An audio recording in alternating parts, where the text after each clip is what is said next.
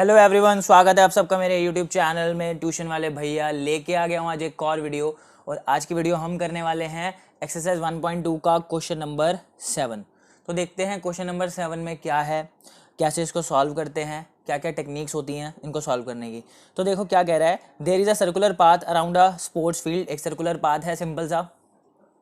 सोनिया को उस circular path का चक्कर काटने में 18 मिनट लगते हैं। मान लो ये एक सर्कुलर पाथ है, यहाँ से शुरू करती है सोनिया और सोनिया को पूरा वापस आने में कितने मिनट लगते हैं, 18 मिनट। ठीक है, सेम पॉइंट से रवि नाम का एक लड़का है, वो भी चक्कर काटता है। रवि थोड़ा तेज चलता है, शायद उसका तभी टाइम कम लगता है, तो उसको लगते हैं 12 मिनट। ठीक है, तो देखो क्या कह रहा है, suppose they both start at the same point. Same point से दोनों स्टार्ट होते हैं और and at the same time पे दोनों स्टार्ट करते हैं and go in the same direction. और जा भी रहे हैं, मान लो सेम डायरेक्शन में जा रहे हैं।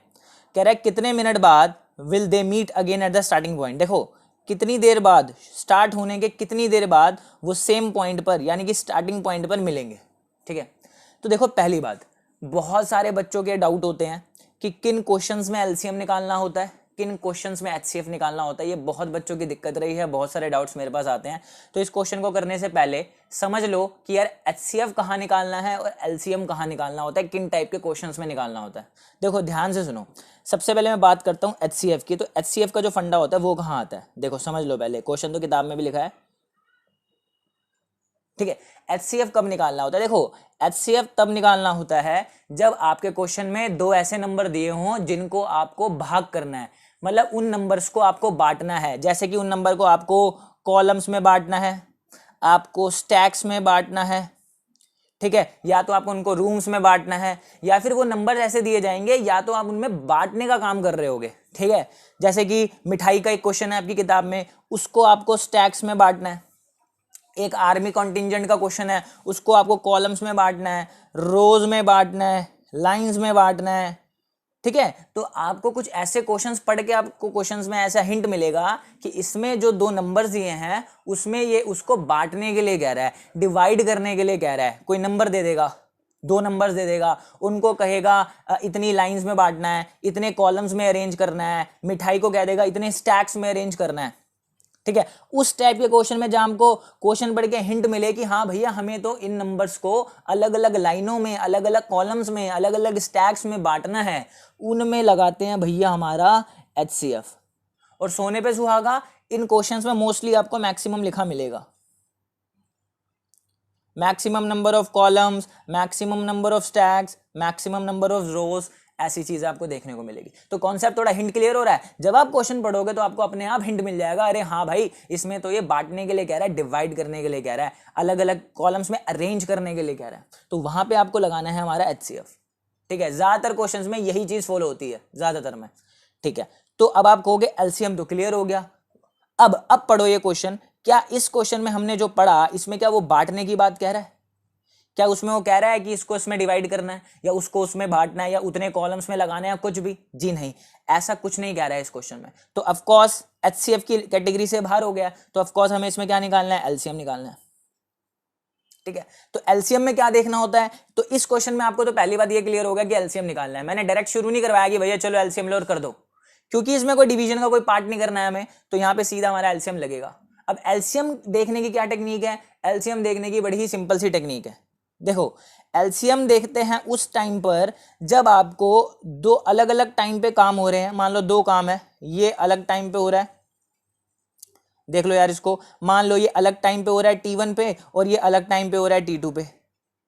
अब वो क्वेश्चन में कहता है इन दोनों को, इन दोनों टाइम फ्रेम को मिलाने की कोशिश करता है।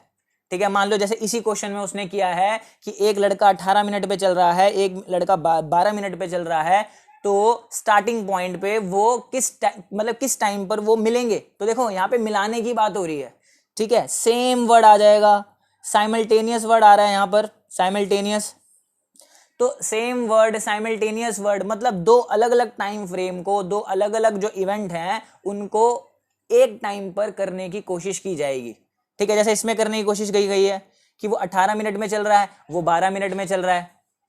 ठीक है, वो कह रहा है कितने टाइम लगेगा उनको कि वो फिर से स्टार्ट हो, स्टार्टिंग से, मतलब एक स्टार्टिंग पॉइंट पे मिल जाएं। तो देखो यहाँ मिलने की बात हो गई, ठीक है ना। साइमल्टेनियस वर्ड का एक तरह से यूज हो सकता है, सेम वर्ड का यहाँ पर यूज हो सकता है। तो जहां पे ऐसे दो अलग अलग टाइम की चीजों को एक साथ लाने की कोशिश की जाएगी तो वहां पे लगाना है भैया आपको एलसीएम, और वो सारी चीजें आपको क्वेश्चन पढ़ के हिंट मिल जाएगा। जैसे कि इस क्वेश्चन में मिल गया, इस क्वेश्चन में आपको पढ़ते ही हिंट मिल गया कि इसमें कहीं भी डिवीजन की बात नहीं हो रही, तो डिवीजन की बात नहीं हो रही तो एचसीएफ तो एलिमिनेट हो गया।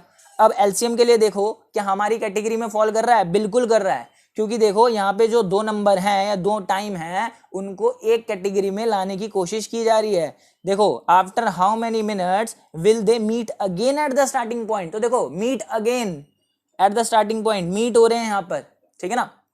तो ऐसी चीजें जो आ जाएंगी यहाँ पर, उसमें हमें एलसीएम का कॉन्सेप्ट यहाँ पर यूज करना होता है, ठीक है। तो ये इन चीजों का ध्यान रखोगे, किसी भी ज्यादातर क्वेश्चंस में ये टेक्निक फॉलो हो जाती है, आप करके देखना। आपकी बुक में जो है क्वेश्चंस हैं उनको उठा के करने की कोशिश करना, आपको हिंट जरूर मिलेगा कि कब एचसीएफ लेना है और कब आपको क्वेश्चन के अंदर एलसीएम लेना है। होप करता हूं क्लियर हो गया होगा। अब आपको पता है यहाँ पे कहीं डिवीजन की बात नहीं हो रही है, यहाँ पे कहीं पर भी डिवीजन की बात तो हो नहीं रही है, तो भाई अब हम क्या लगाएंगे इस क्वेश्चन में। अगर हमें पता करना है कि वो मीट कर रहे हैं एट द स्टार्टिंग पॉइंट, तो दो अलग अलग टाइम फ्रेम को एक पॉइंट पे लाने की कोशिश हो रही है। देखो वो अलग टाइम पे, वो अलग टाइम पे है, लेकिन वो पूछ रहा है टाइम बताओ कि वो मीट कर रहे हैं, तो मीट मतलब मिलाने की कोशिश हो रही है अलग अलग टाइम को। Then we have to calculate LCM, ठीक है। तो एलसीएम कैसे निकालते हैं, प्राइम फैक्टर्स का यूज कर लो। ये मैं किसी को नहीं आता तो पिछली वीडियो में देख लो जाके, कुछ नहीं करना होता। जैसे 18 का निकालना है तो 18 के लिए कर दो 2 9 जा 18, 3 1 जा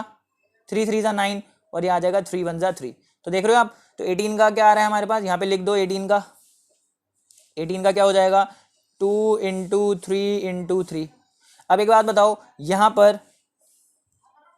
पर ध्यान से देखो, ये जो 3 है यहाँ कितनी बार आ रहा है, 2 बार आ रहा है, तो मैं इसको ऐसे लिख सकता हूँ 2 × 3 की पावर 2, है कि नहीं सिंपल।